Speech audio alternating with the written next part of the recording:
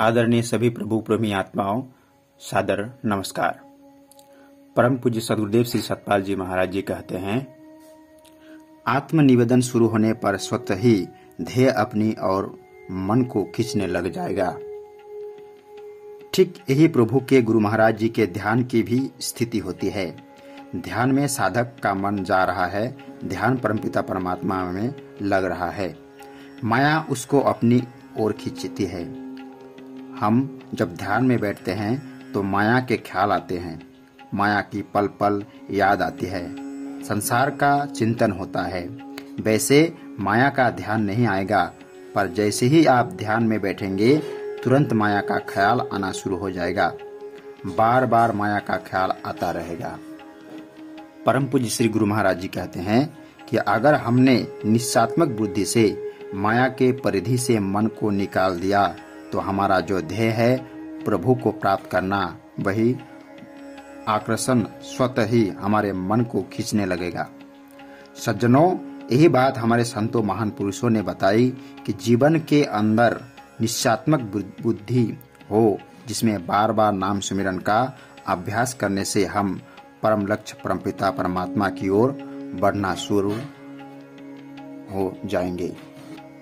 आदरणीय श्री गुरु महाराज जी कहते हैं, हम असंभव को भी संभव कर सकते हैं। करत करत अभ्यास के जड़मती होत सुजान, रस्सी आवत जात ते सिल पर परत निशान।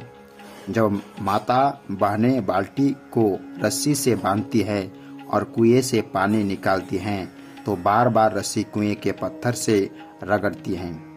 बार बार रस्सी के घर्षण से उस शिला पत्थर पर भी निशान पड़ जाता है। ऐसे ही बार बार नाम सुमिरन का अभ्यास करने से है कुंती पुत्र अर्जुन, तुम अपने चंचल मन को एकाग्र कर सकते हो। यह मार्मिक संदेश अर्जुन के माध्यम से भगवान श्री कृष्ण ने हम सब के लिए दिया है कि हम असंभव को भी संभव कर सकते हैं। इसीलिए सदगुरु महाराज के द्वारा बताया हुआ मार्ग आत्म कल्याणकारी ही होता है, परंतु जब हम उनका अनुकरण नहीं करते हैं तो उसका फल हमें भोगना पड़ता है। प्रिय साथियों, यह सत्संग सदगुरुदेव श्री महाराज जी के मानवोत्थान सेवा समिति द्वारा हंसदेश अप्रैल 2015 में प्रकाशित हुई थी। श्री महाराज जी कहते हैं, आज मन के सेटिस्फेक्शन की जरूरत है जो हमें अध्यात्म से प्राप्त होता है। अगर आदमी खुश नहीं है तो उसके जीवन में कुछ भी नहीं है। इसी के बारे में हमारे संतों ने कहा है, गोधन गजधन बाजीधन और रतन धन खान, जब आवत संतोष धन सब धन धुरी समान। हमारे पास हजारों गौए हो जाए, काफी अश्व हो जाए, काफी संख्या में हाथी हो जाए, रत्नों की खान हो जाए, पर जब संतोष का धन हमारे पास नहीं है तो सारे संसार धन वैभव बेकार है। इसलिए महापुरुष हमेशा सेटिस्फेक्शन संतोष की बात करते हैं। तो आज हमें उसी मन के संतोषता की बहुत जरूरत है जो हमें अध्यात्म ज्ञान से प्राप्त होता है। इसीलिए मैं समझता हूँ कि गुरु महाराज जी का अवलंबन करते हुए आत्म ज्ञान के रास्ते पर हम चलें, वह भक्ति का सबसे सरल और श्रेष्ठ मार्ग है।